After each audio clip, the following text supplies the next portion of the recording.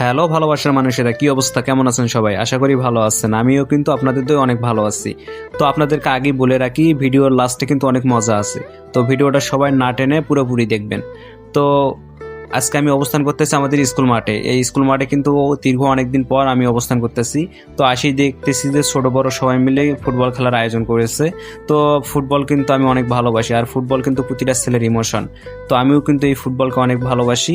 এই কারণে আসা মাত্রই আমাকে ছোট ভাইয়েরা বা বড় ভাইয়েরা বলতেছে যে ভাই খেলবেন না নাকি। আমিও চেষ্টা করতেছি তাদের সাথে একটু খেলার। তো এক পর্যায়ে আমাদের মাঝের দল কষাকষি হয়ে গেল, তারপর আমরা খেলা শুরু করে ফেললাম। তো খেলতে খেলতে দেখতেছি যে আমি তো রিসিভও করতে পারতেছি না ঠিকভাবে বল, তারপর রিসিভ করতেছি, সবাই মিলে একটু খেলাটা আমরা এনজয় করতেছি। তো হঠাৎ এক সময় দেখা গেল যে আমার চেয়ে ওরাই ভালো খেলতেছে। তো আমি ওটা নিতেছি না, কেননা অনেকদিন পর খেলা। তারপরও দেখেন না কেন, ছোট বড় সবাই একসাথে খেলার একটা মজাই আলাদা।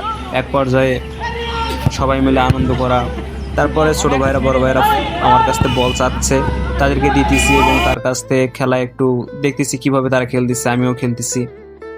তারাও দেখতেছে যে আসলে অনেক দিন পর মাঠে আসছে, তাও কিন্তু খেলতে পারতেছি, এটা অনেক।